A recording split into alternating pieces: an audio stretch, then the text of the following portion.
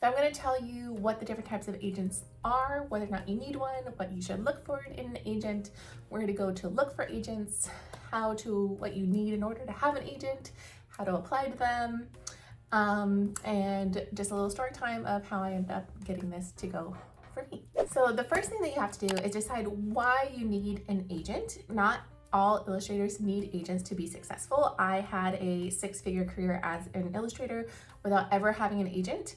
However, I was freelancing for brands and companies, and so I just had a portfolio and networking, and I got those jobs. I didn't need an agent. It wasn't until I decided that I wanted to write and illustrate my own books in the traditionally published market that I needed an agent. Before getting an agent, I did about 10 to 15 books that I illustrated. However, none of them were traditionally illustrated.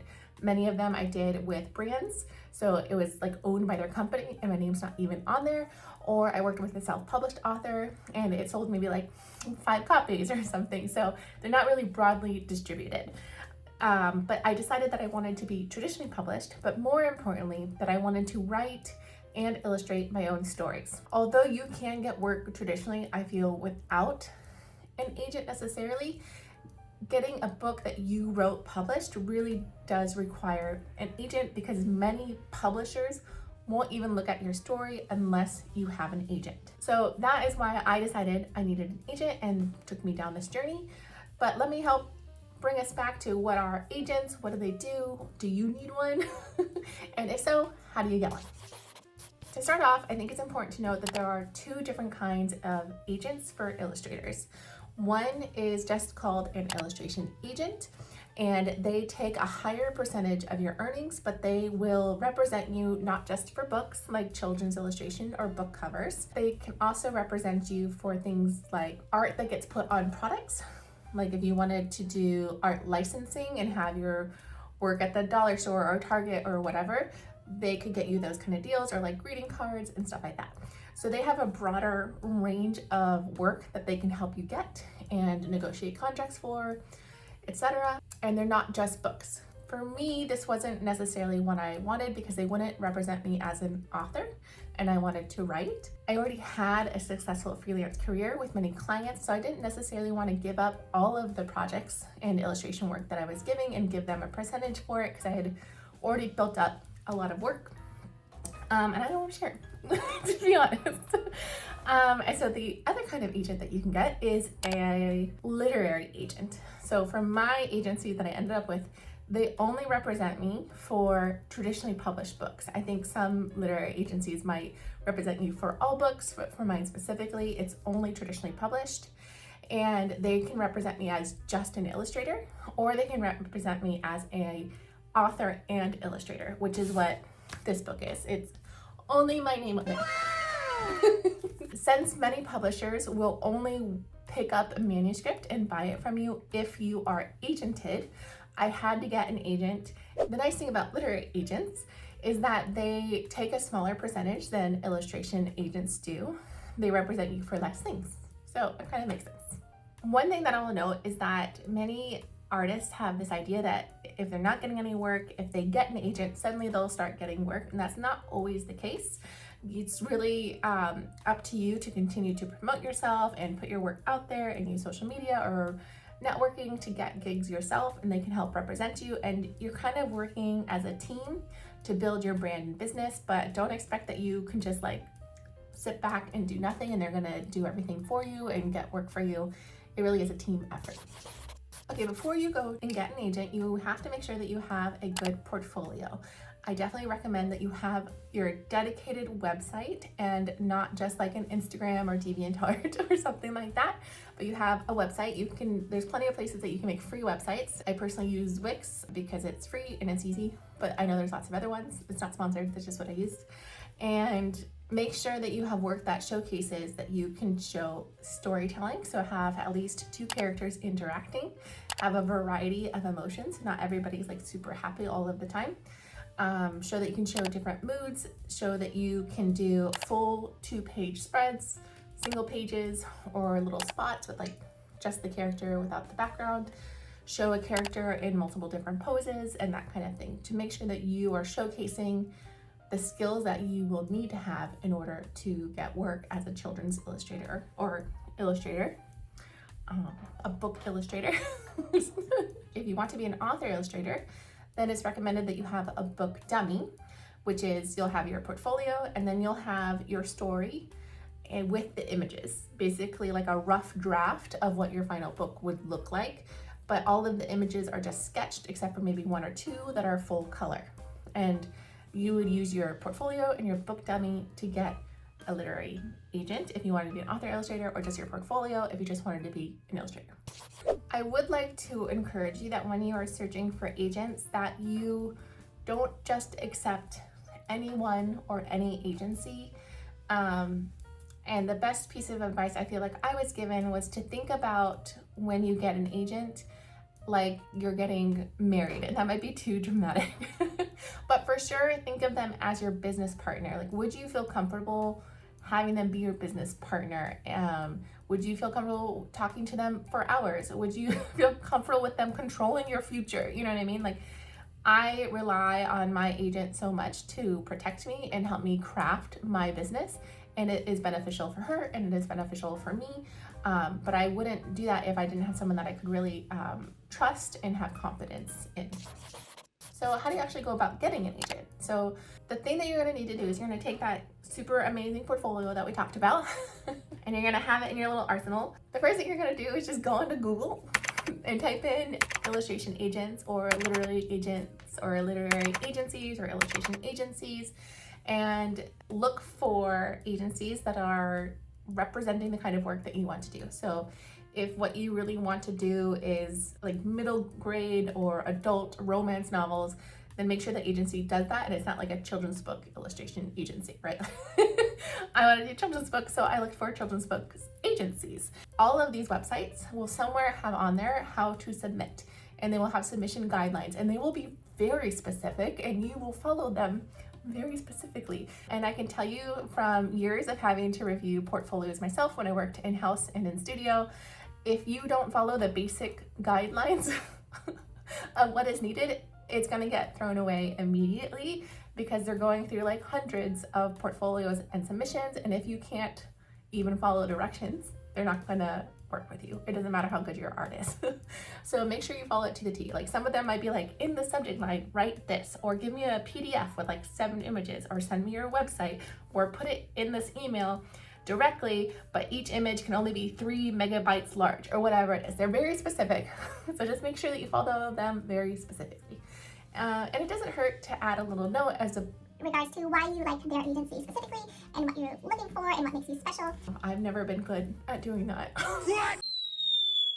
I have no advice here, but if you know how to do it, you can leave a comment and give us some recommendations down below. Okay, and then the other way that you can look for agents is to look at some people that are published and doing the kind of work that you want to do, and see if you can snoop up and figure out how they, like, who their agent is. Okay, so for example, you can think about an agent illustrator that you like. So I just typed in Dan Santat agent, and I can see that he's agented by Jody Reamer, and you could try and figure out where she's at and then apply to them. So that's another way to figure out some agents that you can look for. Not everyone will be open for submissions, but it's a good way to help you get out of the trap of like Google only shows you the best 5 options when you Google things.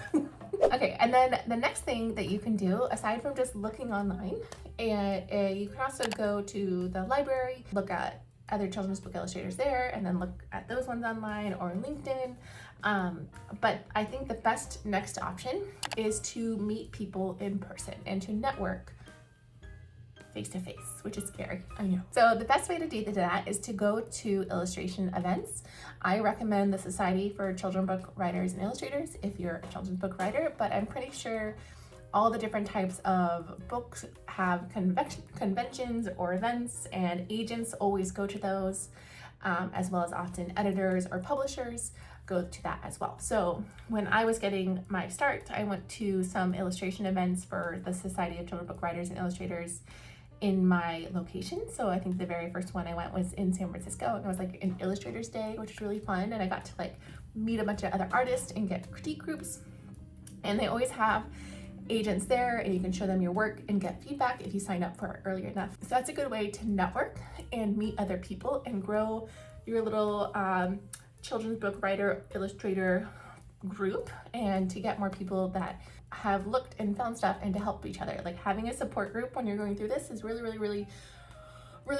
helpful. So I highly recommend that. The other way that you can network, which is essentially what I did, is to use social media. So I am a big cheater because the way that I got my illustration agent was that they reached out to me through Instagram, and she DM'd me, I think originally, and then I emailed her. For whatever reason, I believed her and that it wasn't a scam.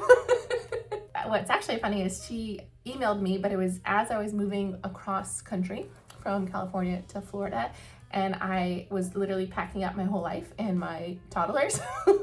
And I was like, I would love to talk to you about agenting me, but I can't. I don't even have a computer set up right now, and my house is trashed, and I have to leave out of this place in like a day. I can't, but I can contact you when I get to Florida. And then it took 2 months for all of my stuff to arrive from Florida, and I was home alone with my kids during the pandemic, and it was crazy. So I didn't get back to her for like 4 months, and I emailed her and she didn't respond, and I was like, well, that's really on me because I took forever to respond, so no big deal. And in that time I continued searching for illustration agents, and I did meet with one and had a conversation, but I ended up turning them down because I just didn't feel like they could provide what I said I wanted earlier in this video. I just felt like they weren't quite as organized as I wanted my agent to be.